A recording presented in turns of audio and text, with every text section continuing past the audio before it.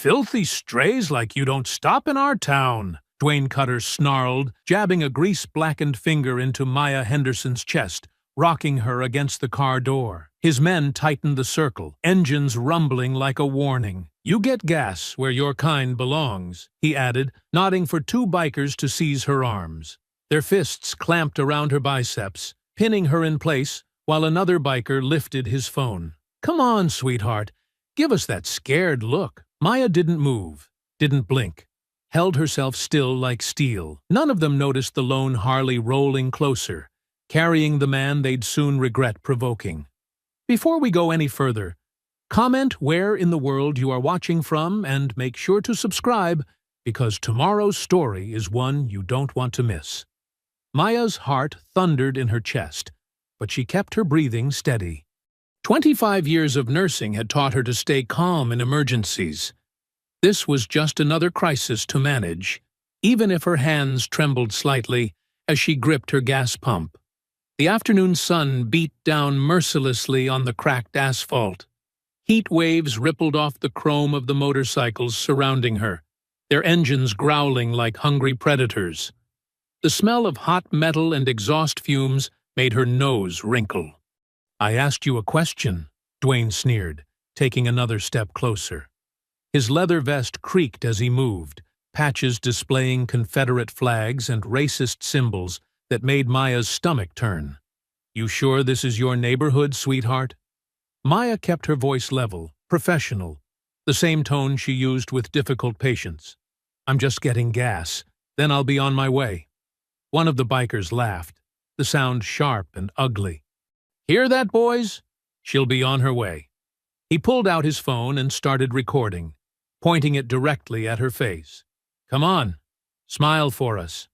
Through the gas station's grimy window, Maya caught Lena's eye. The clerk's face was pale, her hands fidgeting with her phone before quickly dropping it below the counter.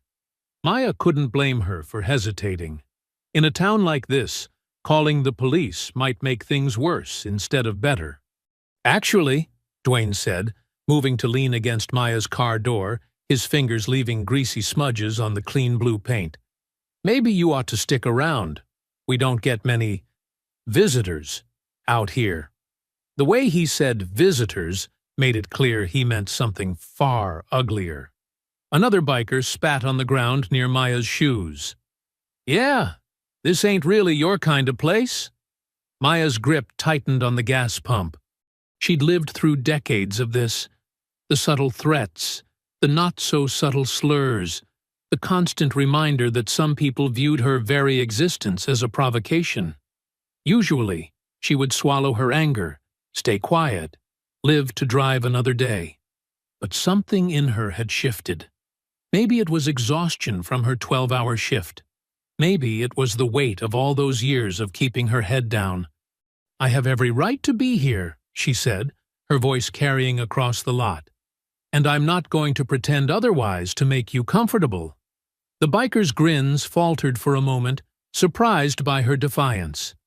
Dwayne's face darkened as he pushed off her car, boots scraping against pavement as he stepped even closer. "Rights?" He spat the word like it tasted bad. "Let me tell you something about rights in Iron County." A biker with a patchy beard reached out and slapped Maya's gas cap closed with a sharp click. Another one revved his engine, the sudden roar making her flinch despite herself. They were playing with her, like cats toying with a mouse. Inside the store, Lena had disappeared from view. Maya couldn't tell if she'd finally called for help or if she was simply hiding. The sun felt too bright, too exposed, making her feel like she was on stage in some terrible performance. "We keep order around here," Dwayne continued, now close enough that Maya could smell stale cigarettes on his breath. "Been doing it for generations. And we don't much like outsiders coming in, thinking they can just—" "I'm not an outsider," Maya cut him off, surprising herself with her own steadiness. "I've lived in this county for 30 years. I've probably taken care of your relatives in the hospital. I've helped deliver your neighbors' babies. I belong here just as much as you do." That was the wrong thing to say. Maya knew it as soon as the words left her mouth. Dwayne's face twisted into something ugly, and the circle of bikers tightened. Someone knocked over her purse, spilling its contents across the hot pavement. Her keys glinted in the sunlight, just out of reach. "You hear that, boys?" Dwayne's voice dropped to a dangerous growl. "She thinks she belongs here. Thinks she's just like us." He reached out and flicked Maya's nurse ID badge where it hung from her scrub top. Got herself some education, got herself a nice car, and now she thinks she can talk back? The biker with the phone laughed. "Give us a speech about equality next. That always goes over real well around here." Maya stood her ground, though every instinct screamed at her to run. But there was nowhere to run to.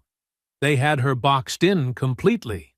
The gas pump was still in her hand, her only possible weapon if things got worse. Her car was behind her, but Dwayne blocked the door. The store was 30 feet away, but more bikers lounged between her and that potential sanctuary. The sun continued to beat down, indifferent to the scene playing out below. A car passed on the distant highway, too far to see what was happening in this little pocket of hatred and fear. Maya thought of all the times she'd stayed quiet, all the times she'd swallowed her dignity to stay safe. She was tired of it. Bone tired. She squared her shoulders and lifted her chin, looking Dwayne directly in the eyes. She wouldn't give him the satisfaction of seeing her cower, even as the circle of bikers drew tighter, their engines rumbling like thunder before a storm. Maya's throat tightened as Dwayne snatched her fallen keys from the ground, dangling them just out of reach. The metal clinked together, a mocking chime in the thick afternoon air. Her car keys, her house keys, her work ID access card, her whole life jangling in this man's dirty fingers. "Now, what kind of neighborhood did you say this was?" Dwayne twirled the keys, his smile cruel. The other bikers shifted closer, forming a tighter circle. Their leather vests creaked, patches displaying skulls and Confederate flags catching the harsh sunlight. Through the gas station's clouded windows, Maya glimpsed Lena hovering in the doorway. The clerk's fingers trembled around her phone, thumb hovering over the keypad, but never pressing down. Their eyes met briefly before Lena looked away, shame and fear warring on her face. "Please," Maya said, keeping her voice steady despite her racing heart. "I just want to finish getting my gas and leave." She gestured at the pump, still inserted in her car's tank. A biker with a patchy beard and yellowed teeth stepped forward. "Oh, you ain't going nowhere just yet." He slammed the fuel door shut with a sharp crack that made Maya jump. The sound echoed across the empty lot like a gunshot. "See, girl," Dwayne drawled, emphasizing the word girl with obvious contempt. "These back roads can be mighty dangerous. People disappear out here all the time." He tossed her keys to another biker, who caught them with a laugh. "Ain't that right, boys?" Murmurs of agreement rippled through the group. One of them, younger than the rest, with a fresh-looking swastika tattoo on his neck, pulled out his phone and started recording. "Come on, sweetheart, say something for our followers." Maya's hands clenched into fists at her sides. 25 years of dealing with difficult patients, of staying professional in the face of prejudice, of swallowing her anger. It all bubbled up inside her chest. "I need to get home. My patients are expecting me tomorrow." "Your patients." Another biker spat on the ground near her feet. "Ain't that sweet? Playing nurse to good folk who don't want your kind touching them anyway." Maya took a careful step toward her car door, trying to keep her movements calm and deliberate. "You don't know anything about my patients or my work." A meaty hand grabbed her upper arm, fingers digging in hard enough to bruise. Maya jerked away instinctively, her nursing shoes scraping against the asphalt as she stumbled back. "Don't touch me!" Her voice came out stronger than she'd expected, echoing across the lot. The laughter died. Dwayne's face darkened, his earlier mocking smile twisting into something ugly. "Getting mighty uppity there," he growled, closing the distance between them. "Seems like somebody needs to teach you some respect." The other bikers pressed closer, engines still idling, creating a wall of chrome and leather that blocked any escape route. The young one with the phone kept filming, his grin wide and cruel. "I said back off." Maya lifted her chin, even as her heart hammered against her ribs. She'd spent too many years being polite, being careful, trying not to rock the boat. But something in her had snapped. "I have every right to be here." "Rights?" Dwayne barked out a harsh laugh. "You really don't understand where you are, do you?" He looked around at his companions. "Boys, I think we need to explain how things work in Iron County." The circle tightened further. Maya could smell their sweat, their leather, the alcohol on some of their breaths. The sun beat down mercilessly, but she felt cold all over. "Last chance," Dwayne said, his voice dropping to a dangerous whisper. "Apologize for that attitude, and maybe we let you crawl back to whatever hole you came from." Maya met his gaze steadily. "I have nothing to apologize for." Dwayne's hand shot out, shoving her shoulder hard. Maya stumbled back against her car, the metal hot against her back through her scrubs. The group of bikers laughed, the sound ugly and anticipatory. "Wrong answer," Dwayne snarled, raising his hand again. "Let's see if we can't—" A new sound cut through the tension, the distinctive growl of a Harley-Davidson, different from the Iron County Sun's bikes. Heads turned as the motorcycle appeared at the lot's entrance, its rider tall and broad-shouldered. The bike rolled to a stop, its engine's rumble dropping to a low idle. Sunlight glinted off the chrome and the rider's leather cut, highlighting the unmistakable Hell's Angels patch on the back. The man astride it was older, his face weathered by years and hard miles. The Iron County Suns shifted uneasily, recognizing the patch. Even Dwayne's hand lowered slightly as he watched Jack Rebel Malloy swing his leg over his bike and plant his boots on the asphalt. The new arrival killed his engine, the sudden silence heavy with tension. Maya stood frozen against her car, watching as the older biker straightened to his full height, his eyes taking in the scene before him with cold calculation. No one moved. Even the young biker's phone lowered slightly, though it kept recording. The afternoon heat seemed to press down harder, the air thick with the scent of hot metal and fear. The rumble of engines died one by one, leaving an eerie quiet hanging over the sun-baked lot. Jack Malloy dismounted his Harley with deliberate slowness, his weathered boots hitting the asphalt with a solid thud. The Hell's Angels patch on his cut seemed to absorb the harsh sunlight, commanding attention from every pair of eyes in the lot. He took his time, scanning the scene like he was counting heads and measuring distances. His gaze swept from Maya pressed against her car, to Dwayne's aggressive stance, to the circle of Iron County Suns who had suddenly gone very still. "Afternoon," Jack said, his voice gravelly and low. He didn't raise it, didn't need to. The quiet carried his words clearly across the lot. "Looks like quite a welcome party you boys got going here." Dwayne's jaw worked, his earlier confidence flickering as he processed the patch on Jack's back. The other bikers shifted their weight, some taking small steps backward, creating gaps in their circle. Even the one filming lowered his phone slightly, though the red recording light still blinked. Jack walked forward with measured steps, his boots crunching on loose gravel. He moved like someone who knew exactly how much space he needed, exactly how far he could let someone get before reacting. There was nothing rushed about it, nothing that screamed of fear or uncertainty. He positioned himself carefully between Maya and Dwayne. "Way I see it," he said, "this lady's trying to get her gas and head home. Think we ought to let her do that?" Maya stayed pressed against her car, her heart still racing, but something in Jack's calm presence made her straighten her spine a little.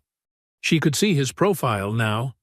Lined face, gray at his temples, old scars around one eye that spoke of fights from long ago. Dwayne found his voice, though it came out higher than before.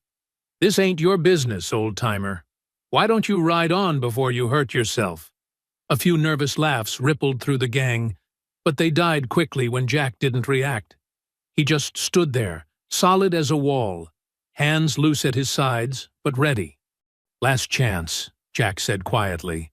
"Let the lady finish her business and go home." "Or what, Grandpa?" Dwayne stepped forward, trying to reclaim his authority in front of his men. He gave Jack a hard shove to the chest. "You gonna give us a lecture about—" Jack moved like lightning. His elbow shot up, catching Dwayne's nose with a wet crunch. Before the blood could even start flowing, his knee drove into the younger man's gut, doubling him over. The movement flowed seamlessly into grabbing another biker by the hair and introducing his face to the side of a pickup truck, with a metallic thunk. The lot erupted into chaos. The Iron County Suns surged forward, but Jack was already moving. There was nothing fancy about his fighting, no martial arts kicks or showboating. Just brutal, efficient violence born from decades of hard experience. A biker's knee went the wrong way with a sharp crack. Another's fingers snapped as Jack stripped away a makeshift weapon. Bodies hit the ground, cursing and moaning. Each movement connected with terrible purpose. Every strike meant to end the fight quickly, rather than look impressive. Maya's hands shook as she pulled out her phone and started recording. The screen wavered, but captured everything. Jack's methodical dismantling of the gang, the way he seemed to know exactly where each attacker would come from, how he used their own momentum against them. Inside the store, Lena Ortiz gripped her phone tight, fingers hovering over 911. She started to dial, then remembered all the times Sheriff Harland had laughed with these same bikers, how he'd ignored complaint after complaint. Her thumb hit the end call button before it could connect. She couldn't risk making it worse. The fight lasted less than 2 minutes. When it was done, half the Iron County Suns were sprawled across the lot, nursing various injuries.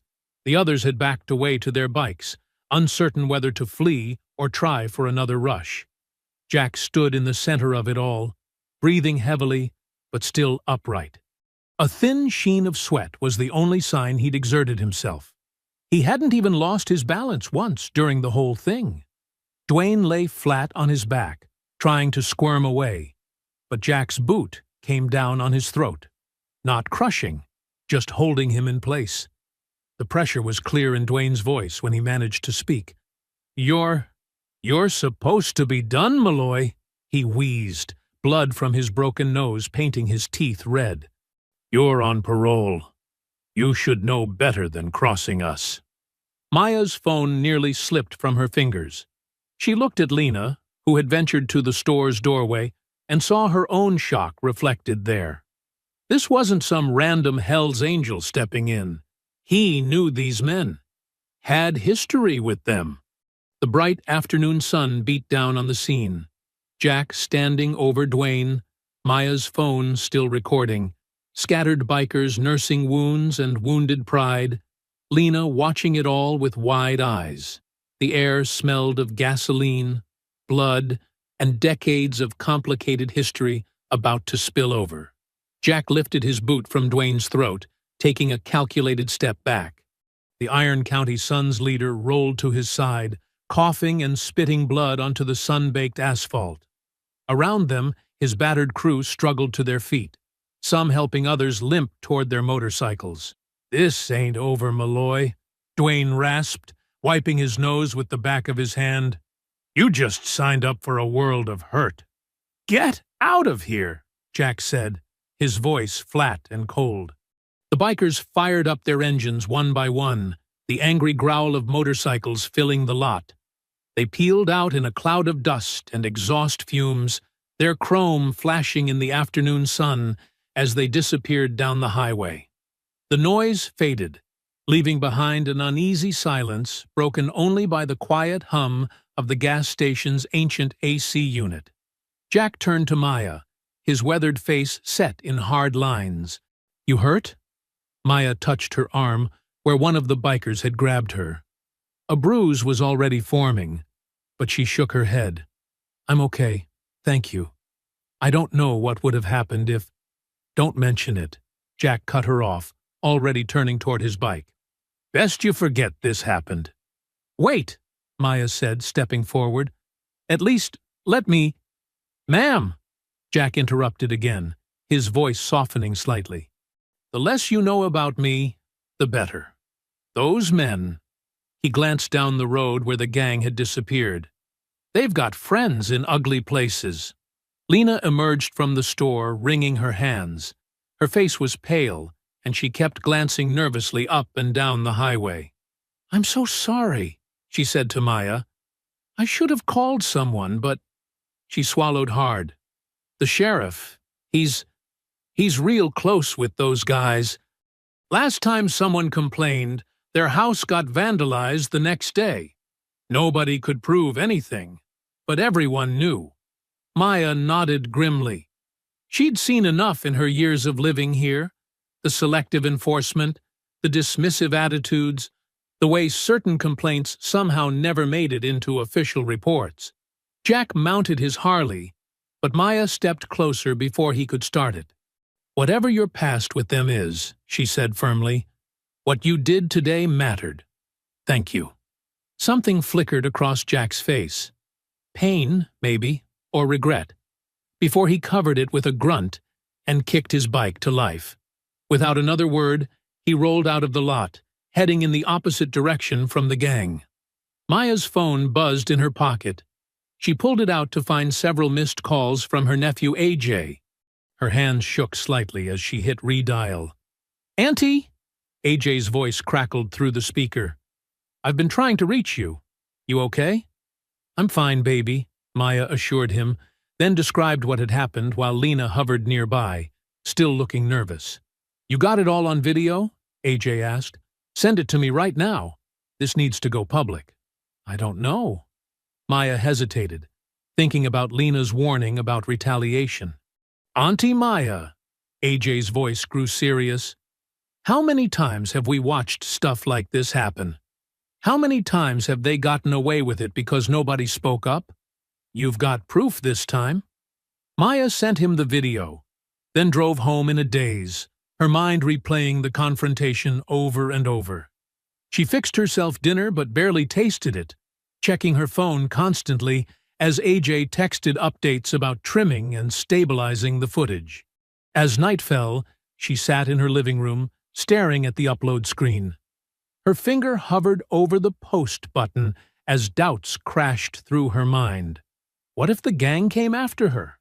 What if the sheriff found a way to make her life hell? What if? Then she remembered all the times she'd stayed quiet.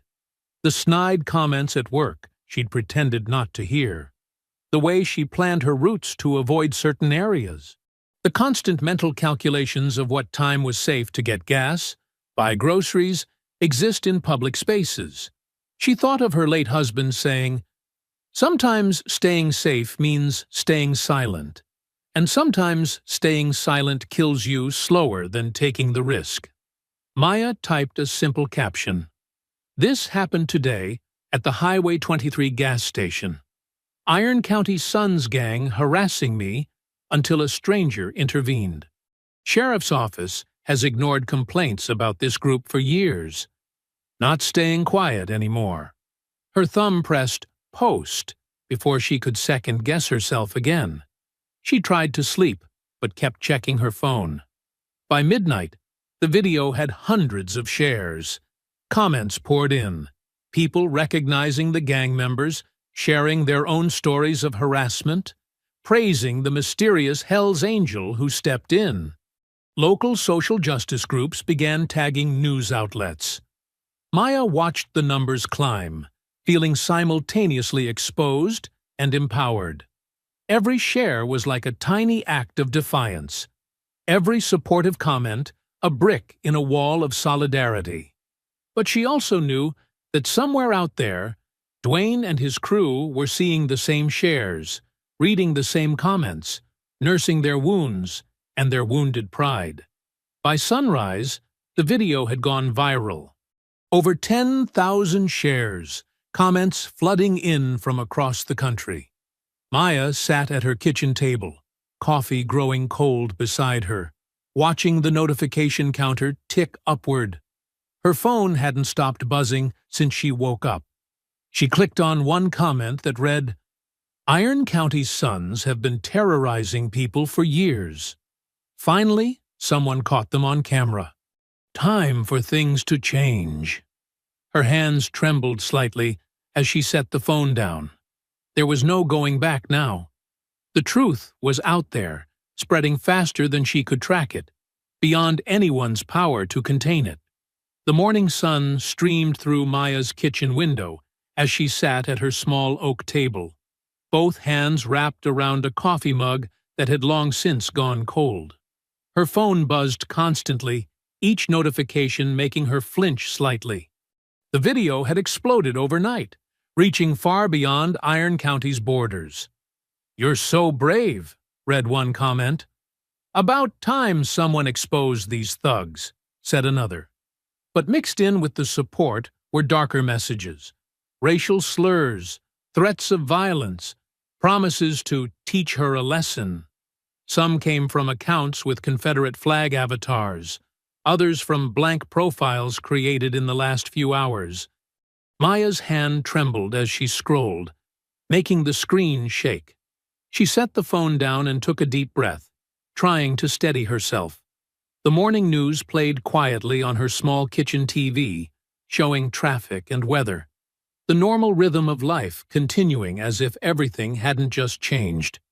Her phone lit up with AJ's face, and she grabbed it quickly. "Morning, baby." "Auntie, you seeing all this?" AJ's voice crackled with energy despite the early hour. "The video's everywhere. Civil rights groups are sharing it. News outlets are asking for permission to air it. You did the right thing." "And the threats?" Maya asked quietly.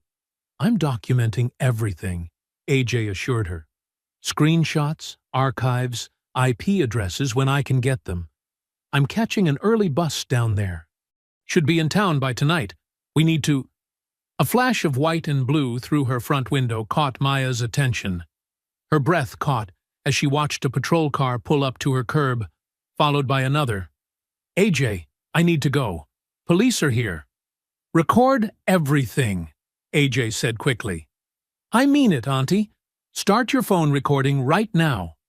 Maya ended the call and propped her phone against the fruit bowl, camera facing the front door. Through the window, she watched Sheriff Roy Harlan step out of his vehicle, adjusting his belt with practiced casualness. Two deputies flanked him as he approached her porch, his boots heavy on the wooden steps. The doorbell chimed. Maya stood slowly, smoothed her shirt, and walked to answer it. Her heart hammered, but she kept her face neutral as she opened the door. "Ms. Henderson." Sheriff Harlan's smile was TV commercial perfect, not quite reaching his pale blue eyes. "Beautiful morning, isn't it? Mind if we come in for a chat?" Maya gestured them inside, noting how the deputies positioned themselves. One by the door, one near the kitchen entrance, boxing her in without being obvious about it. "Coffee?" she offered, more to have something to do with her hands than actual hospitality. "That's mighty kind, but we won't take much of your time." Harlan settled into her armchair uninvited, still wearing that practiced smile. "Quite a day you had yesterday. Wanted to check how you're holding up." "I'm fine, Sheriff," Maya said, remaining standing. "Thank you for your concern." "That was brave of you," he continued, "standing up to those fellows like that. Course, things could have gotten real ugly if that biker hadn't shown up." He leaned forward slightly. "Tell me about him. Jack Malloy, right? You know him well?" Maya kept her voice steady. "Never met him before yesterday. He helped me when no one else would." Harlan nodded sympathetically. "See, that's what concerns me. Jack Malloy? He's got quite a history. Violent offenses? Gang affiliations? Currently on parole, in fact. Yesterday, he assaulted several local citizens in broad daylight. Maya noticed the careful choice of words. Local citizens. Not gang members, not attackers. Just local citizens who happened to be assaulted by an ex-con.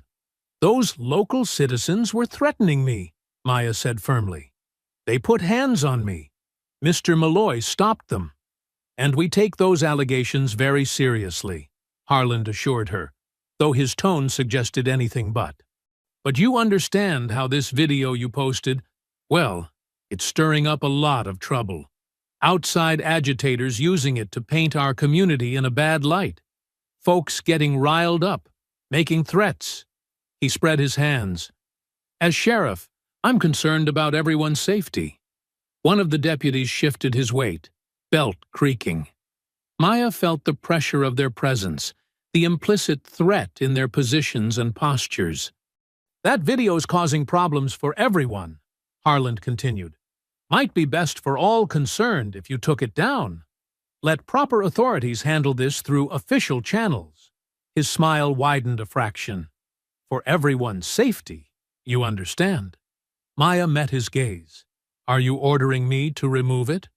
Oh, no, nothing like that. Harland chuckled, but his eyes remained cold. Just offering friendly advice. Iron County's a small community. Hate to see anyone stirring up unnecessary tension. Things have a way of escalating when outsiders get involved. He stood smoothly, adjusting his gun belt. Well, we won't take any more of your time. Just think about what I said. Sometimes the safest path is the quietest one. The deputies filed out first. Harland paused at the door, tipping his hat. You have yourself a blessed day now, Miss Henderson. Do let us know if you see Mr. Malloy again. For his own good, of course.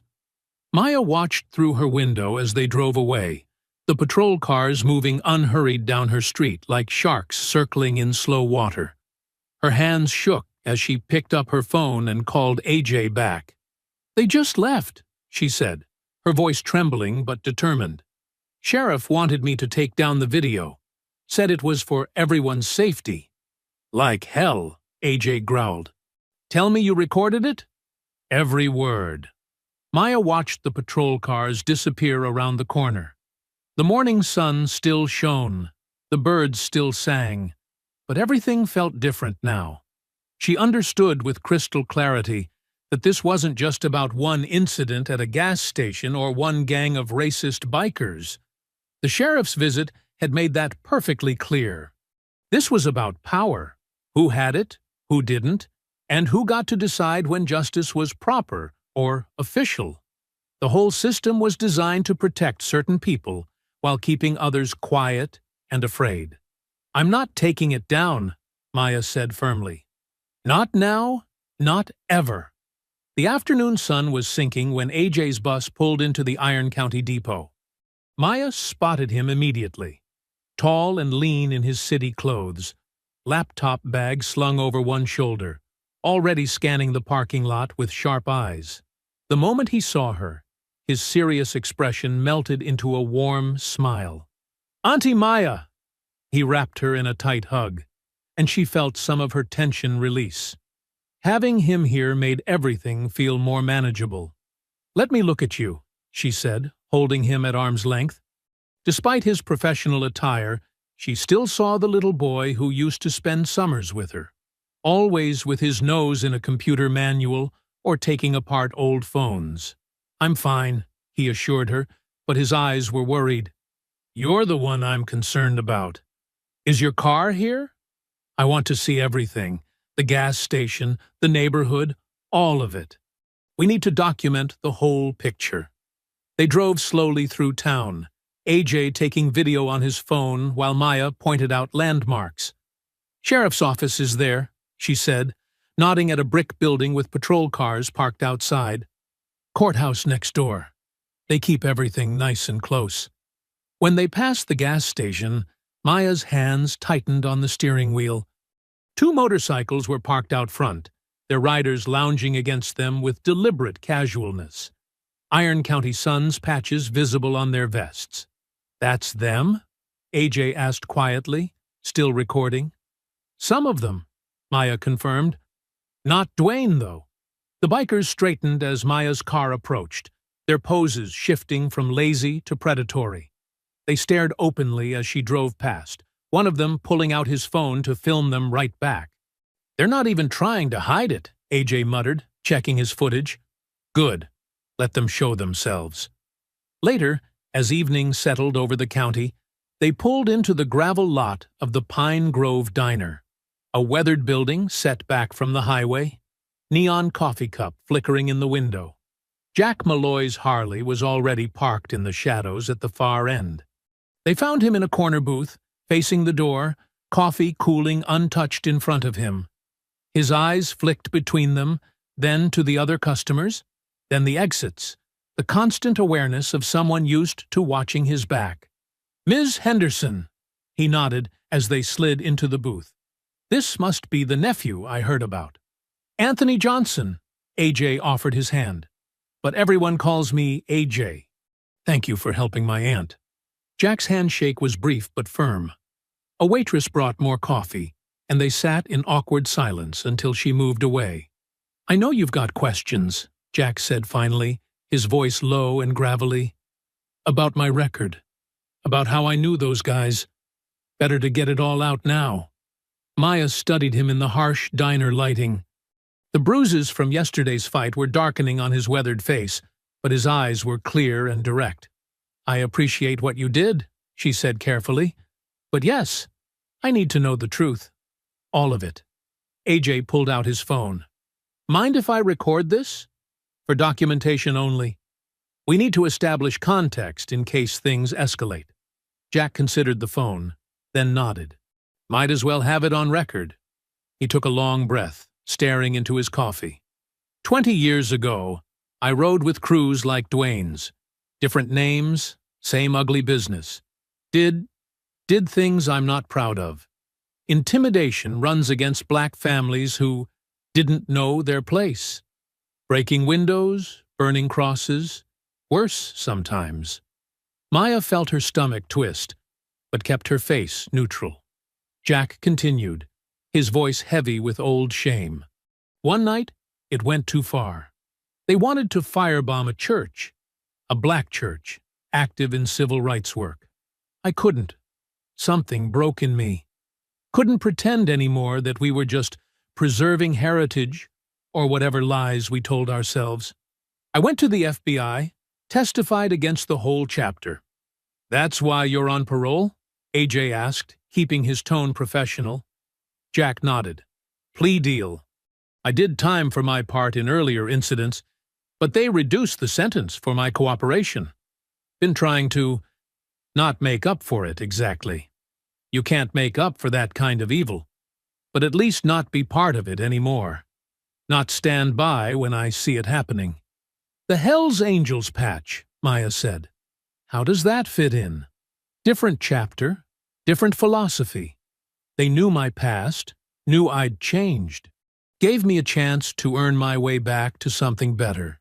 It's complicated." He rubbed his face tiredly. "Look, I'm not asking for forgiveness or trying to play hero. Just wanted you to know who you're dealing with. The whole truth." AJ stopped the recording and slid his phone away.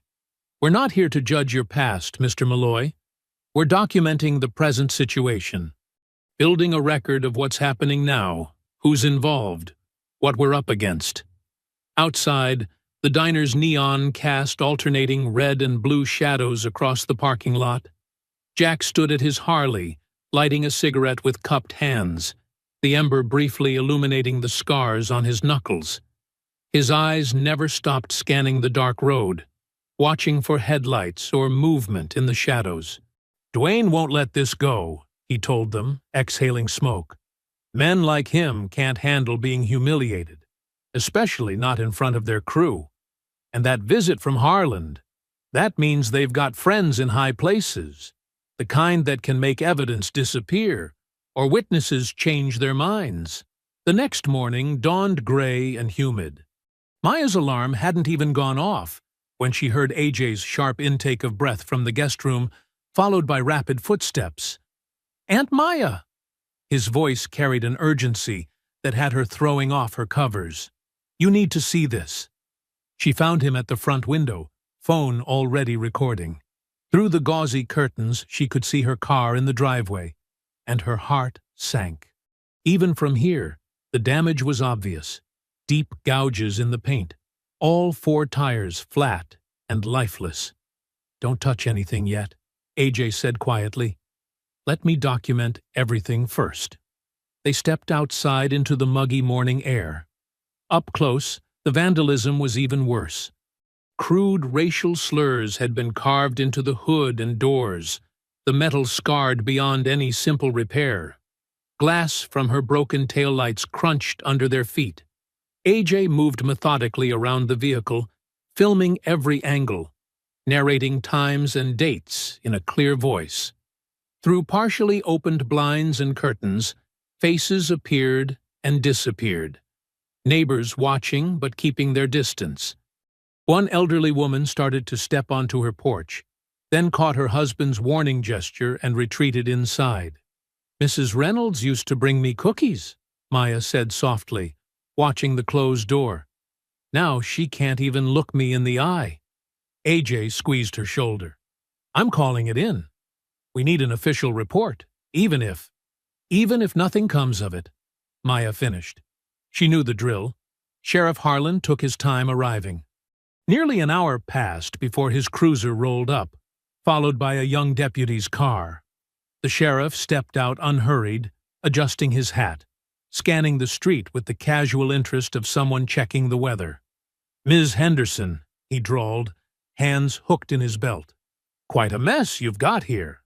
"Someone vandalized my car overnight," Maya stated firmly. "The same people who harassed me at the gas station." Harlan circled the car, his boots scuffing through the broken glass. His expression remained pleasant, almost amused. "That's quite an assumption. Could be random vandals, kids acting up, all sorts of possibilities." AJ stepped forward, phone extended.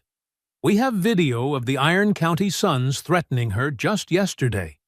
The same group that attacked her at the gas station." "Ah, yes, the video." Harlan's smile didn't reach his eyes. "The one where your aunt filmed Mr. Malloy assaulting several local businessmen. Speaking of which, has anyone heard from our Hell's Angel friend lately?" The young deputy was taking desultory notes, his pen barely touching the paper. Maya noticed he wouldn't meet her eyes. "This is a hate crime," AJ pressed. "The slurs alone." "Son," Harlan cut him off, still smiling, "unless you've got video of who did this, or reliable witnesses willing to make statements, there's not much we can do. File the insurance claim. Maybe consider being more neighborly in the future." He touched the brim of his hat and turned away, effectively ending the conversation. The deputy followed, shoulders hunched. Later that afternoon, Jack called from the side of Old Creek Road, his voice tight with pain. A pickup truck with Iron County Suns stickers had forced him onto the gravel shoulder at high speed. He'd kept the bike upright, but scraped his leg badly in the process. "Didn't get a plate," he reported grimly. "They knew what they were doing. Stayed just far enough ahead that I couldn't read it. But I recognized the paint job. It's Dwayne's cousin's truck." That evening, they met Lena Ortiz at her small apartment complex on the edge of town. She'd just finished her shift, still wearing her gas station uniform, and her hands shook as she made them coffee. "They've been coming to the station for years," she said, perching nervously on the edge of her worn couch, "always making comments, scaring away certain customers. Hispanic families, black travelers, they'd circle their cars, make jokes about immigration checks or worse." "And the sheriff?" AJ prompted gently, recording on his laptop. Lena's laugh was bitter. "Oh, he's there all the time, friendly as can be with them. They'll harass someone right in front of him, and he just laughs, calls it boys being boys. One time, they actually knocked down an elderly black man. And Harland? He told the man he must have tripped, said maybe he should be more careful where he walks. Maya saw tears in Lena's eyes. I wanted to help that day at the station, when they surrounded you. But I've seen what happens to people who speak up. You're helping now, Maya assured her. That's what matters. Back at Maya's house, AJ created a secure digital folder. He methodically organized everything: photos of the vandalized car, Jack's detailed description of the road incident, Lena's recorded testimony, the original gas station video, screenshots of online threats, and the sheriff's dismissive response to the damage. The NAACP has a strong local chapter, he said, typing rapidly. And I know a civil rights nonprofit that specializes in cases like this. They need to see all of it. The pattern, the police involvement, everything. Maya watched the progress bar as the files uploaded to the email attachments. Each document, each photo, each video clip felt like another stone being added to a wall between her old life of quiet endurance and whatever came next. Send, AJ said finally, and clicked the button. The messages disappeared into the digital ether, carrying their evidence to people who might be able to help. Maya sat beside him, both of them staring at the screen, feeling the weight of what they'd just set in motion. The next morning's light filtered through Maya's kitchen window as she and AJ huddled over laptops at the breakfast table. Her phone buzzed with an email notification. The civil rights lawyer wanted to meet via video that afternoon. They're taking us seriously, AJ said, relief evident in his voice. But we need more ammunition before that call. His fingers flew across the keyboard, diving deep into local news archives and public records. Maya watched him work, nursing her second coffee. The morning felt heavy with possibility and danger. Jack had texted that he'd join them for the video call from his trailer, not wanting to risk being seen at Maya's house again. Wait! AJ sat up straighter, squinting at his screen. Holy shit! Look at this! He turned his laptop toward Maya. The image was from a local newspaper's website, dated 5 years ago. Iron County Sons host annual charity ride. In the photo, Sheriff Harland stood beaming beside a younger Dwayne Cutter, both men flanking an oversized check made out to some children's foundation. Behind them hung the Iron County Sons banner, complete with their distinctive logo. They're not even trying to hide it, Maya said, studying the familiar sneer on Dwayne's face, the comfortable way Harland's hand rested on his shoulder. There's more. AJ opened another tab. Found a whole gallery. Look, Harland at their clubhouse opening, at summer barbecues, every major Iron County Sons event. He's there, front and center. Maya's phone buzzed again. AJ had set up an encrypted messaging system for anyone wanting to share information safely, and a new contact was reaching out. The message was brief.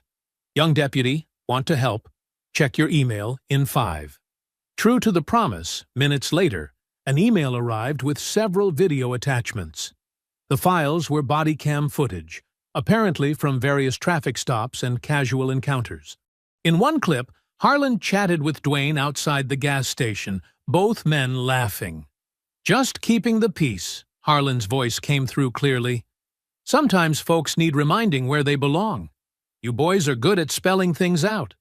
Happy to help educate anyone who needs it, Dwayne replied with a chuckle. Especially if they're, not from around here. Maya felt sick watching their easy camaraderie, the casual way they discussed terrorizing people. AJ downloaded everything, adding it to their growing evidence folder. By early afternoon, they had assembled a disturbing timeline.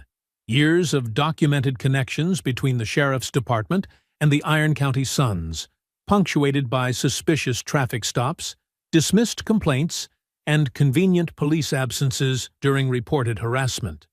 At 2 o'clock sharp, Maya's laptop chimed with the incoming video call. The lawyer, A sharp-eyed woman named Patricia Martinez listened intently as they laid out their findings. Jack joined from his trailer, the wind whistling through his poor connection. "This is compelling," Martinez said finally. "The body cam footage especially. That's going to be hard to explain away. But we need more. Contemporary witnesses, people willing to go on record about current harassment. The historical pattern matters, but recent victims will have more impact." "People are scared," Maya admitted. "The Sons have been here so long, hurt so many families." "That's why building community support is crucial," Martinez replied. "The churches you mentioned, are they willing to let you speak?" Maya nodded. 3 so far. Reverend Wallace at First Baptist, Pastor Rodriguez at Living Word, and Brother Marcus at Mount Zion AME. All outside Iron County, but close enough that their congregations know what's happening here. Good. We need to break the isolation, show people they're not alone. But Martinez leaned closer to her camera. "Be prepared for escalation. Groups like this, when they feel exposed, they often lash out. They'll try to frighten you into silence before the state gets involved." "Already started," Jack growled, holding up his bandaged leg from the road incident. They spent another hour discussing security measures, documentation protocols, and the legal threshold for triggering a state civil rights investigation. By the end, Maya felt both exhausted and energized. They had a plan, allies, and most importantly, proof that the corruption went all the way to the top. That evening, Maya drove to Mount Zion AME Church, the first of her scheduled speaking engagements. The small brick building was packed, faces turned expectantly toward her as she described the gas station attack, the vandalism, the years of silence that had protected the Sons and their enablers. "We've all seen it," she concluded. "We've all felt it. But they count on us being too afraid to stand together. That ends now." The response was powerful. People stood to share their own stories. A teenager harassed at the same gas station, an elderly man run off the road like Jack, a woman whose business had mysteriously burned after she filed a complaint. Each story strengthened their resolve, each voice adding weight to their case. Driving home in the gathering dusk, Maya felt a fierce pride in her community's courage. The street lights were just flickering on as she turned onto her block. A pickup truck crawled past her house, moving deliberately slow. Through the passenger window, she clearly saw a familiar Iron County Sons jacket. The biker's hand rose, drawing a line across his throat with exaggerated menace. Maya watched the red taillights disappear around the corner. Her hands were steady on the steering wheel. Where once that gesture might have made her shrink back, now it only hardened her determination. They wanted her afraid, wanted her silent, but those days were over. The crash of shattering glass jolted Maya from her reading chair. Shards sprayed across her living room floor, glittering in the lamplight. Her heart hammered as she dove behind the sofa, phone already in hand, dialing AJ. "Someone's throwing bricks," she whispered urgently. "Get over here!" The brick lay amid the destruction, a piece of paper tied around it with twine. Maya didn't touch it, remembering AJ's instructions about preserving evidence. Within minutes, she heard his car screech into the driveway. "Don't move anything!" AJ burst through the front door, phone raised to record. He carefully documented the broken window, the scattered glass, and finally the brick itself. With gloved hands, he untied the note and held it up to the camera. "Next time, it ain't just glass. I'm calling Patricia right now," he said, referring to their civil rights lawyer. "This is exactly what she warned us about." His fingers flew across his phone screen while Maya hugged herself, staring at the jagged hole in her window. Red and blue lights strobed through the remaining glass 15 minutes later. 2 deputies stepped carefully through the debris, followed by Sheriff Harland himself. He wore the same pleasant smile he always did, like he was stopping by for coffee, instead of investigating a threat. "Now, Ms. Henderson," he said, notepad open but pen still capped. "Any reason to think this isn't just kids acting up? Friday night. You know how they get." "Kids don't leave death threats," AJ cut in, holding up his phone to show the note. Harland barely glanced at it. "Lots of kids think they're tough guys, making threats they'd never follow through on." "Like the Iron County Suns?" Maya asked quietly. "Are they just playing tough guy games too?" The sheriff's smile tightened. "Let's not jump to conclusions. We'll take a report, increase patrols in the area." He made a few cursory notes, his deputies looking uncomfortable behind him.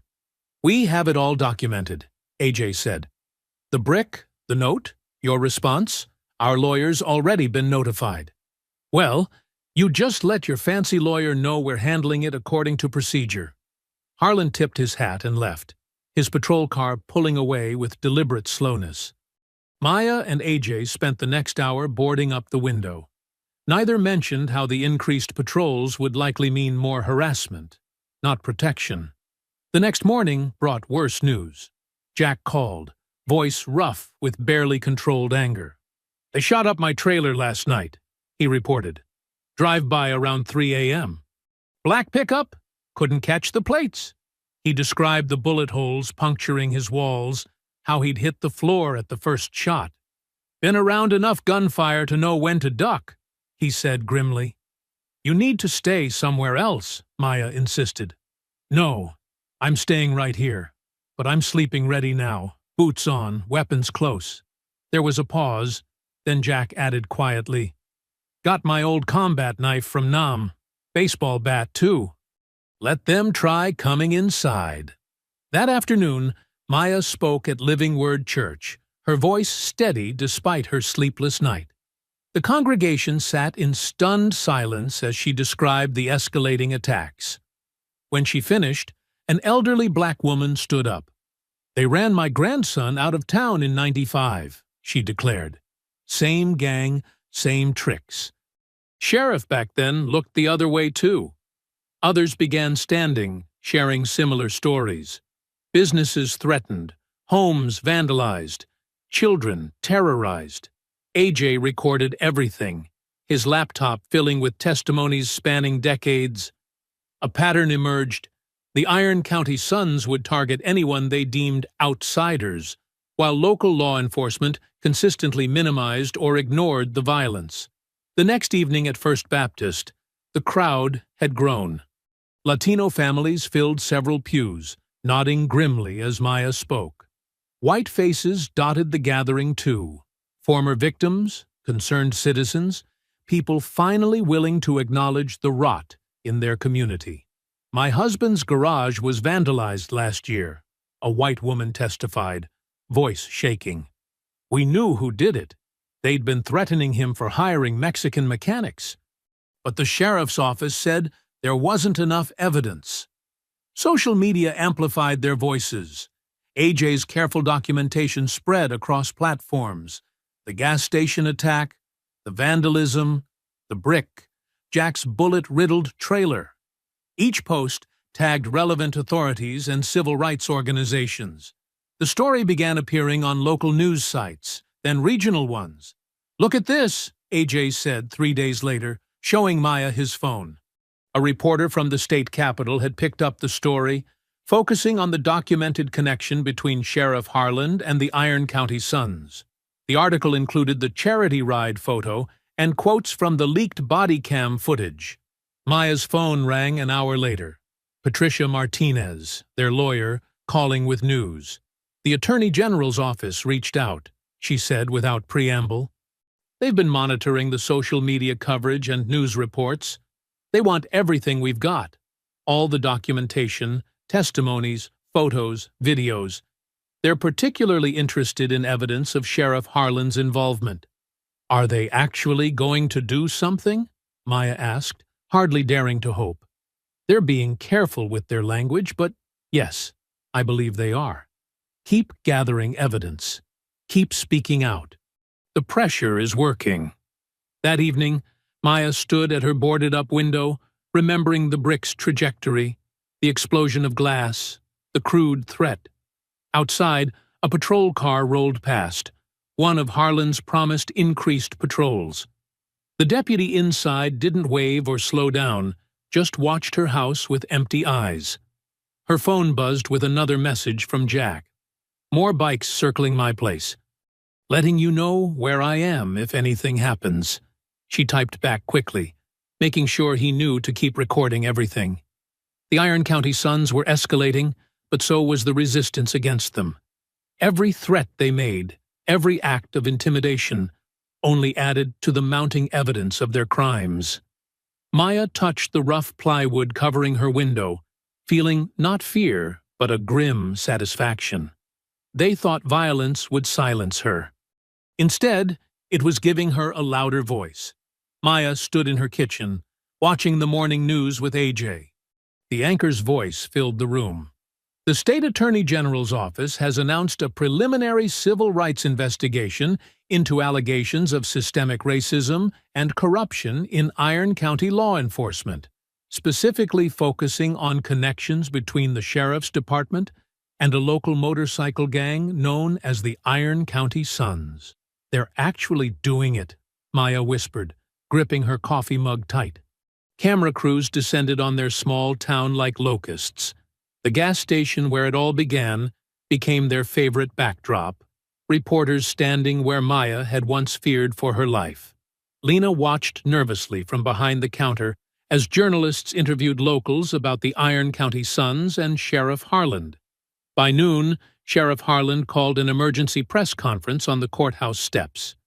He stood at the podium in his crisp uniform, badges gleaming, the picture of rural law enforcement. "These allegations are nothing more than political attacks," he declared, voice steady but eyes hard. "Our department has always served all citizens equally under the law. Any suggestion otherwise is simply false." The reporters weren't buying it. A journalist from Atlanta thrust her microphone forward. "Sheriff, how do you explain these photos showing you at multiple events with Dwayne Cutter, the gang leader currently under investigation?" "Those were charity events," Harlan replied smoothly. "The Iron County Suns participate in toy drives, fundraisers. As sheriff, I attend many community functions. What about the body cam footage where you discuss scaring off outsiders with Mr. Cutter?" Another reporter called out. Harlan's smile tightened. "That footage is taken completely out of context. We were discussing legitimate concerns about drug trafficking from outside our jurisdiction." The questions grew more pointed. Harlan's answers became increasingly clipped. When asked about Maya's viral video, he insisted he couldn't comment on ongoing investigations. That afternoon, the district attorney's office announced assault charges against Dwayne Cutter and 2 other Iron County Suns members for the gas station attack. The DA looked uncomfortable at his own press conference, reading from prepared statements and refusing follow-up questions. The evidence, including video footage and witness statements, supports charging these individuals with assault, intimidation, and civil rights violations, he recited mechanically. Maya watched it all unfold on AJ's laptop in her living room. Jack sat in her reading chair, his weathered face unreadable. "They're actually doing something," Maya said. "The system's working." "Don't celebrate yet," Jack warned, but even he couldn't completely hide his relief. Support poured in from everywhere. After Sunday service, church members hugged Maya, congratulating her on standing strong. Online messages praised her courage. Local teenagers made TikTok videos about taking down corrupt cops. The Iron County Suns were notably absent from their usual haunts. No more intimidating loitering at the gas station, no more threatening drive-bys. "Maybe they finally got the message," AJ said hopefully, scrolling through positive comments on their latest social media updates. Maya spoke at a community meeting that evening, sharing her story again, but this time with triumph rather than fear. "This isn't just about one incident or one group," she told the packed room. This is about changing a system that protected bullies and punished victims. We're showing that justice is possible when we stand together." The crowd applauded. Even some white residents who'd initially been skeptical now nodded along. The mood was cautiously optimistic. Local news covered the state investigation's first steps. Investigators interviewed witnesses, collected documents, and reviewed years of complaint records.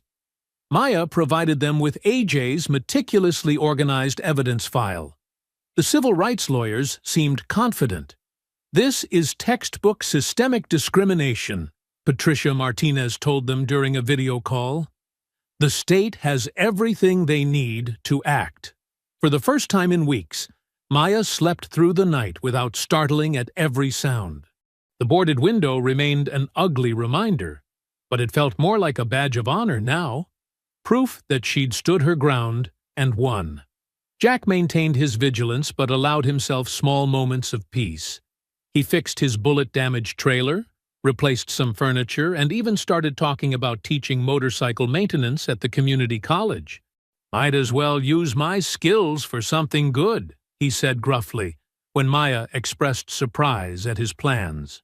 A week into the investigation, Maya drove past the gas station and saw no Confederate flags, no threatening bikers, just ordinary customers going about their day. Lena waved from behind the counter, standing taller now. The Iron County Suns had grown quieter, their usual swagger dampened by public scrutiny and pending charges. When they did appear in town, they kept their heads down and avoided eye contact. Their silence felt like victory. That evening, Jack finished some late repairs on his Harley and headed home as the sun set. The familiar rumble of his bike echoed off empty buildings as he took the back roads to avoid attention. Old habits die hard. In his mirrors, headlights appeared. Then more headlights. A convoy of bikes and trucks materialized behind him, gaining speed. Jack recognized the lead truck, Dwayne's black pickup. "Damn," Jack muttered as the vehicles closed in tight around him, their engines drowning out his own. The apparent peace had been an illusion. The Iron County Suns weren't done at all. The convoy's headlights blazed in Jack's mirrors as they herded him toward the empty strip mall. His decades of riding experience told him they'd planned this carefully. The location was perfect for an ambush. Dark, isolated, no cameras, no witnesses. The black pickup accelerated, cutting off his escape route.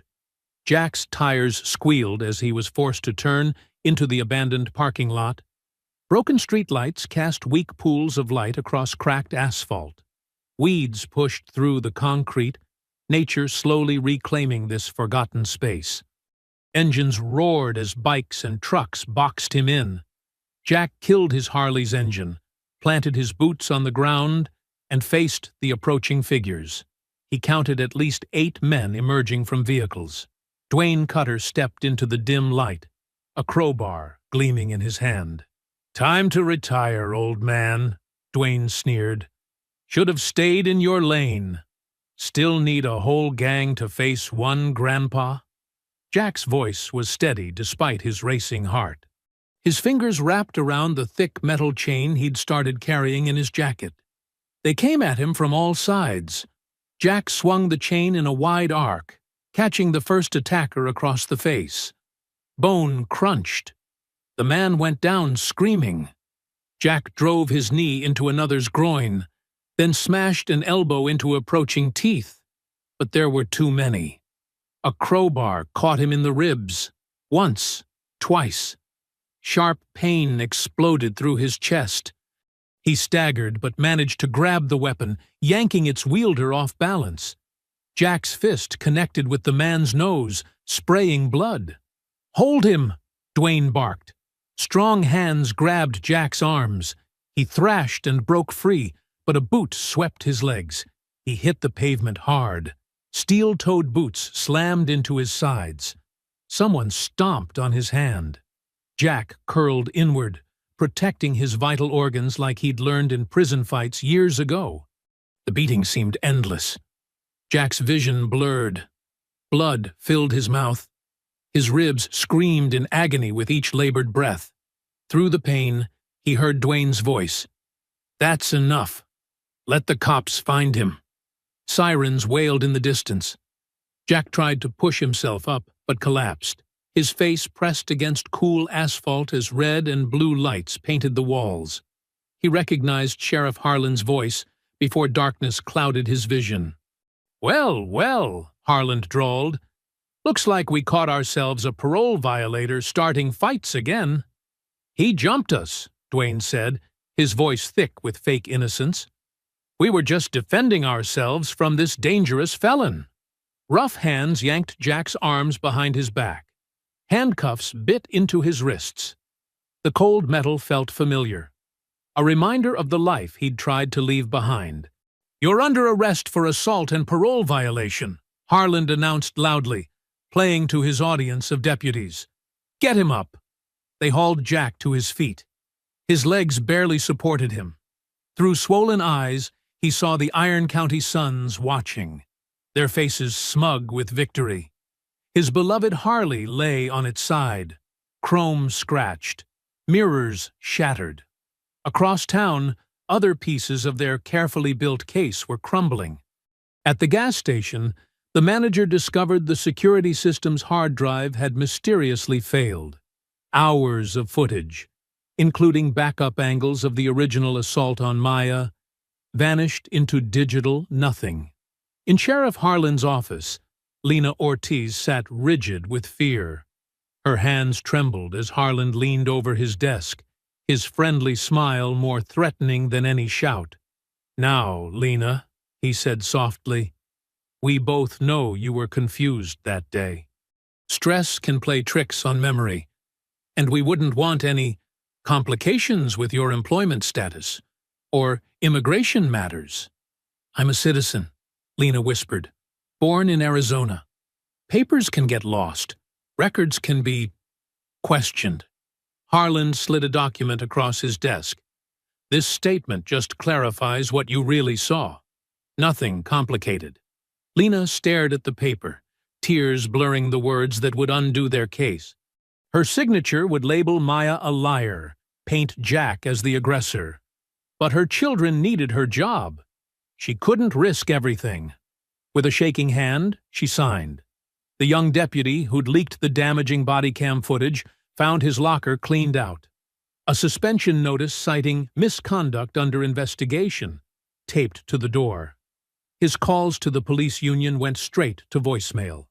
In Maya's living room, AJ held his aunt as she broke down. Her shoulders shook with sobs of fury and despair. "They're going to get away with everything," she choked out. "Again. They always do." "We'll fight back," AJ promised, but his voice lacked conviction. Their evidence was vanishing. Their witnesses were being silenced. The system they'd trusted was revealing its true colors. In the county jail, Jack sat alone in a cramped cell. His face was a mass of bruises, dried blood crusted in his beard. Each breath sent daggers through his broken ribs. The familiar smell of disinfectant and despair brought back decades of memories he'd tried to bury. He leaned his head against the cold concrete wall, tasting copper in his mouth. In all his years of violence and redemption, he'd always believed he could fight his way free. But this cell felt different. This time, the cage seemed final. From the drunk tank down the hall, voices sang an off-key country song about freedom. Jack closed his eyes, remembering Maya's determination, her refusal to back down. He'd failed her, failed himself. The darkness of the cell wrapped around him like an old friend come to stay. The county jail's fluorescent lights cast harsh shadows across Jack's bruised face. Maya and AJ sat across from him at the scratched visitation table, taking in his injuries. Bandages wrapped his ribs beneath the orange jumpsuit. His right eye was swollen nearly shut, and dried blood crusted at the corner of his split lip. "You need to leave town," Jack said, his voice rough. "Get out while you still can. Move to the city with AJ. Start fresh somewhere they can't touch you." Maya's hands tightened around her purse. That's not happening. They'll kill you if you stay. Jack leaned forward, wincing at the movement. These men, I used to be one of them. I know what they're capable of. You saw what they did to me. I see what they did. Maya's voice was steel. I see exactly what they did, and that's why I'm not going anywhere. Maya, please. No, she cut him off.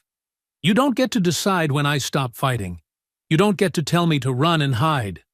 I've spent my whole life being careful, being quiet, trying not to make waves. Where did that get us? Jack slumped back in his chair, the fight draining from his face. I watched them beat you because you stood up for me, Maya continued. I watched them arrest you instead of them. Now you want me to let them win? To prove they can chase anyone away who dares to challenge them? They've already won, Jack muttered. Look around. I'm in here. Evidence is gone. Witnesses are scared silent. They haven't won anything, AJ interjected. The state investigation is still open. Federal civil rights people are watching. We just need to be smarter about how we fight back. Maya reached across the table, her hand stopping just short of Jack's battered knuckles. You didn't give up on me at that gas station. Don't give up now. Something flickered in Jack's good eye, a spark of his old defiance. You're both crazy, he said, but his voice held a hint of warmth. Probably, Maya agreed. But I'm done being their victim. Done being their cautionary tale about staying in my place. You with us? Jack studied her face for a long moment. Finally, he gave a slight nod. Not like I've got anything better to do in here. The visit ended too soon. As guards led Jack back to his cell, Maya and AJ exchanged determined looks. They had work to do. 2 hours later, they sat at Maya's kitchen table with their lawyer, Sandra Chen, spreading documents across the scarred wood surface. Coffee cups and legal pads crowded between laptops and phones. The local system is completely compromised, Sandra said, tapping a stack of papers. Sheriff, DA, half the deputies. They're all tangled up with the Iron County Suns, but that corruption actually gives us leverage with state and federal authorities. The suspended deputy sent more proof. AJ pulled up encrypted messages on his laptop. Internal memos showing Harland ordered evidence deleted. Witnesses pressured. He was sloppy. Left a paper trail. Good, Sandra nodded. But we need more than paper. We need undeniable proof they can't make disappear. Maya wrapped her hands around her coffee mug, thinking, what about phones? Everyone films everything these days. They'll just confiscate phones, crash hard drives. AJ shook his head. Then his eyes lit up. Unless we don't store anything locally. We live stream everything. Live stream? Maya asked. Multiple encrypted feeds going straight to cloud servers, social media, news outlets. AJ's fingers flew across his keyboard. If enough people are watching in real time, they can't cover it up. We just need to get them to incriminate themselves on camera. They're too careful now, Sandra warned. After the gas station video, they'll watch what they say and do in public. Then we need them somewhere they feel safe, Maya said. Somewhere they think they can talk freely. AJ's phone buzzed. He glanced at it, then sat up straighter. Speaking of safe spaces, just got an anonymous tip. The Iron County Suns are planning a big freedom rally next weekend. Rural warehouse out past the county line, expecting a huge turnout. Maya met his eyes across the table. The same realization hit them both. This was their chance. A gathering where the gang would be drunk, armed, and arrogant. Where Harland would likely show up off-duty, guard down. Where they could catch everything on multiple live streams before anyone realized what was happening. It's risky, Sandra cautioned. If they catch you filming, everything about this is risky, Maya replied. But we've found our stage. Now, we just need to plan how to use it. AJ was already typing furiously, muttering about camera angles and backup streams. Maya sipped her coffee, imagining the warehouse filled with Iron County Suns, imagining finally exposing every ugly truth they'd tried to bury. Her hand still ached from gripping the visitation table, from wanting to reach out to Jack, but being stopped by rules and plexiglass. She thought of him sitting in his cell, bruised but not broken. Thought of Lena signing that statement under duress. The young deputy stripped of his badge for doing the right thing. All the people these men had hurt and scared over the years, thinking they were untouchable. "We'll need help," she said. "People we can trust to be in position with cameras. People brave enough to stand with us. I know some activists who'd come down from the city," AJ offered. "They know how to document this stuff safely." Sandra started making notes. "I'll alert some colleagues to be ready, have people monitoring the streams. If we catch anything criminal, we can move fast." The kitchen filled with the energy of purpose, of a plan taking shape. Outside, afternoon sun slanted through the windows, casting long shadows across the yard where the gang had left their threats. But Maya didn't feel afraid anymore. She felt ready. The metal door of the county jail groaned open. Jack stepped into the harsh sunlight, squinting as Maya and AJ hurried to meet him. His face was still a mess of purple and yellow bruises, but his eyes held steady determination. "Bond went through faster than expected," he said, limping toward Maya's car. "Your lawyer's good." "Sandra knows how to push the right buttons," AJ replied. "Those photos of your injuries hit social media hard. Plus the deputy's statement about the arrest being suspicious. They couldn't keep you without looking worse." Maya opened the passenger door for Jack, noticing how he winced getting in. "How are the ribs?" "Been better. Been worse." Jack adjusted himself carefully in the seat. "Where are we meeting, everyone?" "Old church basement on Oak Street," AJ said from the back. "Pastor's sympathetic, but wants deniability. We go in different doors, different times." They drove through town carefully, watching for followers.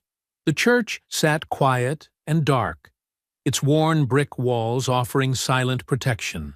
They entered through the side door, one at a time, descending creaking stairs to where a single bulb lit the basement meeting room. The suspended deputy, James Wilson, was already there, still strange to see in civilian clothes, instead of his uniform. He had a stack of papers on the folding table in front of him. "Took these before they suspended me," he said without preamble. "Harlan's emails going back 6 months. Look at the highlighted parts." Maya leaned over the printouts. Phrases jumped out. "Keep the boys safe from complications. Know how to shut down complainers. Handle it like always." Nothing explicitly criminal, but the pattern was clear. "He was careful with words," Wilson said, "but anyone reading these knows what he meant. The sons do whatever they want, and he makes sure nothing sticks." "We need more than implications," Jack said, easing himself into a metal chair. "Need them saying it outright." The basement door creaked again. Lena Ortiz slipped in, looking over her shoulder despite being alone. Her hands twisted nervously in front of her. "I'm sorry I'm late," she whispered. "Had to make sure no one followed." "You okay?" Maya asked gently. "You don't have to do this." "Yes, I do." Lena's voice strengthened slightly. "I let them scare me into lying. I need to make it right." AJ pulled equipment from his backpack. Tiny cameras, microphones, earpieces. "These are professional grade. The camera looks like a shirt button. Mic clips inside your collar. Sound and video upload instantly to secure servers." He demonstrated the setup while explaining, "We'll have multiple live streams running. Different angles, different platforms. Everything backs up automatically to cloud storage that the state AG's office can access. Even if they find one camera, others will keep recording." "I got word the rally's expecting over 100 people," Wilson added. "Lots of alcohol, probably weapons. They'll be showing off, running their mouths." "That's what we need," Maya said. "Them bragging about what they've done when they think they're safe." Jack shifted, grimacing at his ribs. What's the cover story for Lena being there? Local restaurant agreed to let me wear their delivery uniform, Lena said. They often cater biker events. No one looks twice at the help. They spent the next hour rehearsing scenarios. Lena practiced activating the camera naturally, positioning herself to capture conversations. Wilson mapped out where state police could stage nearby without being spotted. Maya and AJ would wait in their car with backup equipment, monitoring feeds. Remember, AJ stressed, we're not trying to catch random bikers being racist. We need clear evidence linking Harland to the son's crimes. Need them talking about the gas station attack, the witness intimidation, the evidence tampering. And if things go bad? Maya asked. I'll have state police on speed dial, Wilson said. First sign of real trouble, we shut it down. Jack's face darkened. They'll be armed, drunk, angry about the investigation. Everyone needs to be careful. They ran through the plan twice more, checking equipment, confirming signals.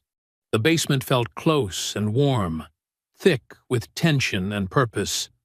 Finally, days later, the afternoon of the rally arrived. Maya stood in her bedroom, checking her appearance one last time. Simple clothes, nothing memorable. Her hands were steady as she packed AJ's spare cameras into her purse. Across town, Lena put on the restaurant's red polo shirt, practiced her nervous smile in the mirror until it looked natural. Wilson cleaned his personal firearm, badge locked away in a drawer. Citizen now instead of deputy. Jack stood in his trailer, carefully pulling on his leather cut despite protesting ribs. The Hell's Angels patches felt heavy on his shoulders. His reflection showed a man battered but unbowed, scars telling stories of survival. AJ did final checks on his equipment, muttering technical specifications like prayers. Backup batteries, extra memory cards, redundant uploads. Everything had to work perfectly. Maya picked up Jack first. He moved stiffly, but insisted on carrying his own weight to the car. AJ squeezed into the back with his gear, tablets already monitoring preliminary feeds. They drove east as the sun began its descent, painting the sky in shades of orange and red. The warehouse waited ahead, already echoing with the sound of arriving motorcycles. Maya's hands were tight on the steering wheel, but her voice was calm when she spoke. Everyone ready? Jack nodded once, sharp and certain. AJ gave a thumbs up from behind his screens. In other cars, in other places, their allies were moving into position, carrying truth like a weapon. The warehouse grew larger in the windshield. Bikes lined the gravel lot, their chrome catching the dying sunlight. Confederate flags snapped in the breeze. The Iron County sun's colors flew proud and dark against the evening sky, not knowing they'd invited justice to their party. The warehouse parking lot blazed with headlights and torches as bikes and trucks packed the gravel.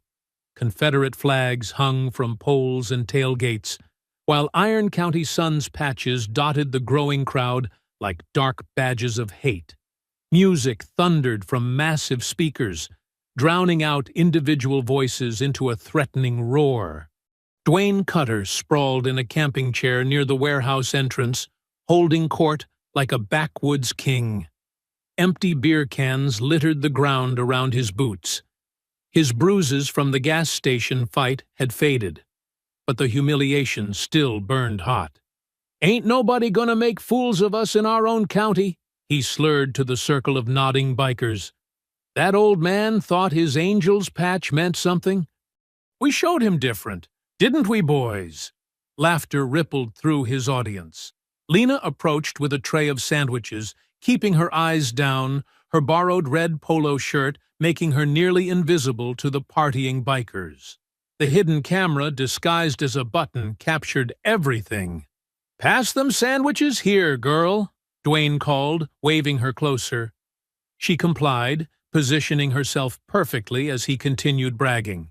"Should have seen that Trader Malloy when we caught him in that lot. All that tough talk at the gas station? Gone real quick when 6 of us had him down." More cheers.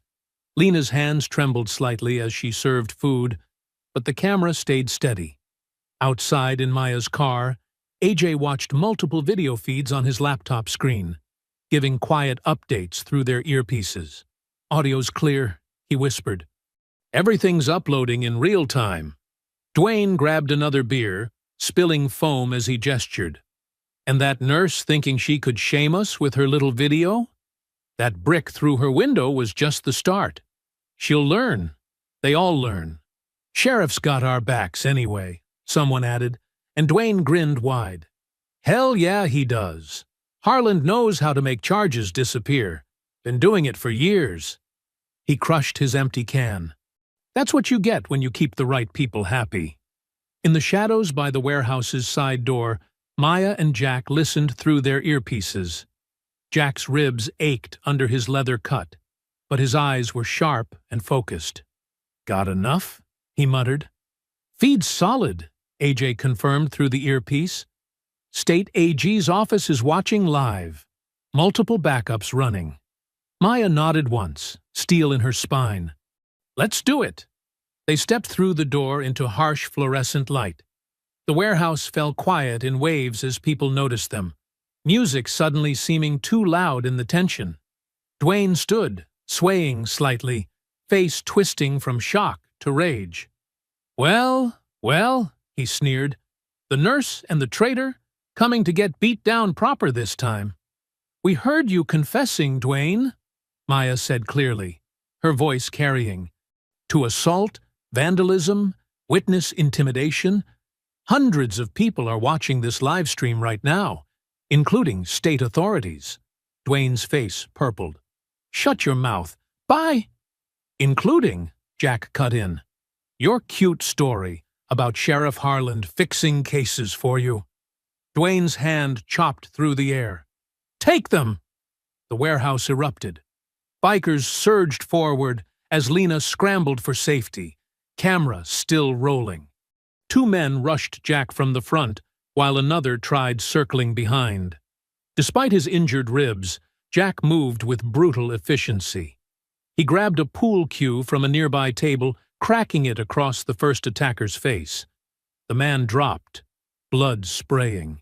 Jack swept the broken cue low, taking out the second biker's knee with a wet crunch. The third man swung a chain. Jack caught it around his forearm, yanking the biker off balance and driving an elbow into his throat. More attackers came. Jack used everything in reach: chairs, bottles, tools from workbenches. Each movement was precise, each strike devastating. Maya saw a biker sneaking up behind Jack with a raised wrench. She grabbed a metal bar from a shelf and swung hard, connecting with the man's forearm. Bone snapped. He screamed, weapon clattering to the floor. "Cameras running!" AJ's voice crackled through their earpieces. "Every angle!" Dwayne bellowed and charged Jack directly. They crashed together like bulls, trading brutal shots. Jack's ribs screamed as Dwayne landed a heavy punch, but he answered with a savage headbutt that rocked the younger man back. They grappled and struck, smashing through tables and sending bikers scrambling. Despite his injuries, Jack's experience showed. He methodically broke Dwayne down with precision strikes to joints and vital areas. A final thunderous right hand dropped Dwayne to the concrete. He tried to rise and couldn't, blood streaming from his nose and mouth. Distant sirens began to wail. Dwayne's hand darted to his boot, coming up with a hunting knife. The blade slashed across Jack's forearm as he raised it defensively. But before Dwayne could strike again, Jack trapped his wrist and twisted sharply. The knife clattered away. Jack drove his knee into Dwayne's sternum and pinned him face down, arm wrenched up behind his back. Red and blue lights began strobing through the warehouse windows, painting the scene in police colors as the sirens grew louder. Red and blue lights strobed across the warehouse as state police cruisers and unmarked federal vehicles flooded the lot. Engines died, doors slammed, and officers emerged with weapons drawn. The live stream cameras kept rolling, capturing everything in stark detail. Jack pinning Dwayne to the concrete. Bloodied bikers sprawled or kneeling. Weapons scattered across the floor. "Police! Everyone on the ground!" Commands echoed through the space as tactical teams swept in, methodically securing each section. Dwayne struggled weakly under Jack's grip. "You can't do this to me. This is my county." "Not anymore," Maya said, standing tall despite her racing heart. State officers approached carefully. "Sir, we'll take him now," one said to Jack, who nodded and eased back, letting them cuff Dwayne. "Dwayne Cutter," the lead agent announced. "You're under arrest for assault, attempted murder, conspiracy to commit hate crimes." "This is garbage," Dwayne spat blood. "Call Harland. He'll straighten this out."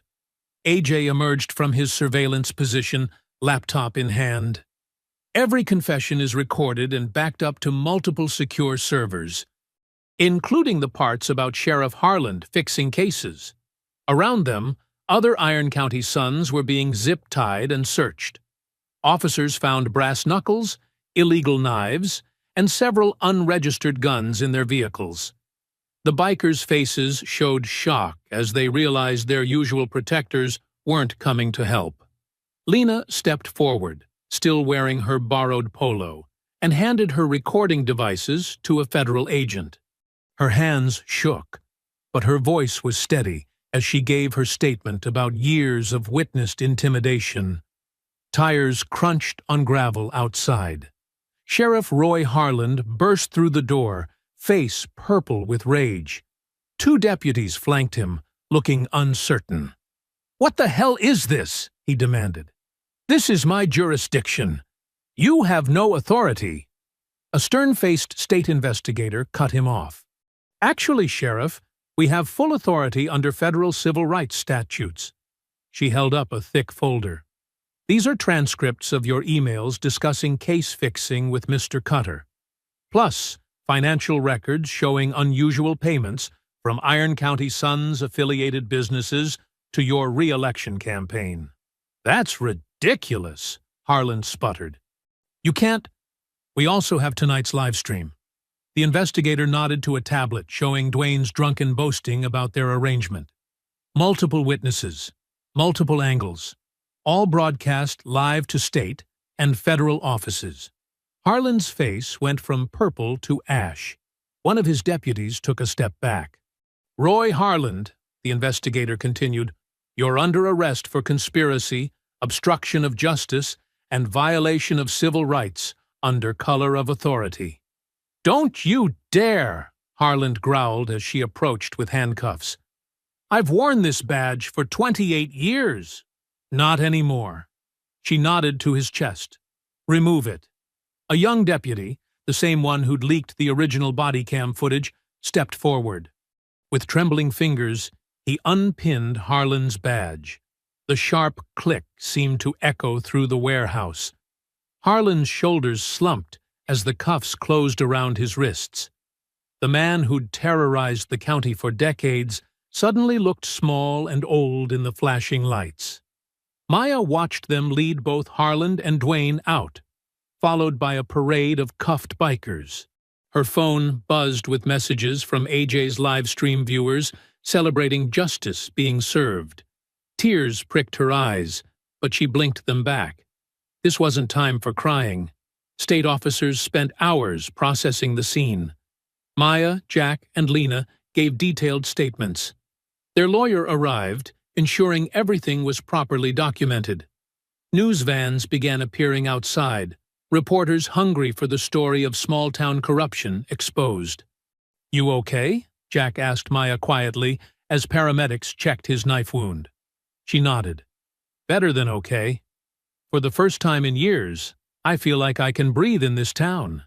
Over the following weeks, the justice system moved with unprecedented speed. Federal prosecutors filed hate crime indictments against Dwayne and his top lieutenants.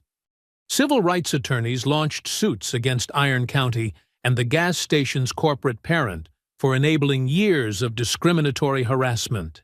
The evidence was overwhelming, Videos, emails, financial records, and dozens of witnesses painted a clear picture of systemic racism and corruption.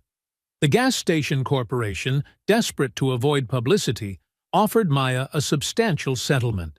She used it to partner with local Black and Latino investors, buying the franchise outright. Together with Lena and other community allies, Maya established a justice center in a converted storefront downtown. They created programs to document hate incidents, provide legal support, and help victims tell their stories safely. The center quickly became a symbol of change in Iron County. Jack's cooperation with investigators and clear evidence of personal reformation led to his early release from parole. His criminal record was partially expunged, opening new opportunities. A community college offered him a position teaching motorcycle maintenance, working specifically with at-risk youth to provide alternatives to gang life. The gas station underwent a complete transformation. Gone were the Confederate flags and threatening stickers. Fresh paint brightened the walls, and security cameras, their footage backed up to multiple locations, kept watch. A local artist painted a striking mural along one wall, diverse hands working together to break iron chains. Months after the warehouse raid, Maya stood behind the register on a quiet afternoon. The door chimed as Jack's Harley rumbled into the lot. He parked and stretched, his injured arm fully healed. Another customer approached, a black teenager Maya hadn't seen before. He hesitated at the entrance, eyeing Jack's leather cut nervously. "You're safe here," Maya called warmly. "We made sure of it." I hope you enjoyed that story. Please like the video and subscribe so that you do not miss out on the next one. In the meantime, I have handpicked 2 stories for you that I think you will enjoy. Have a great day.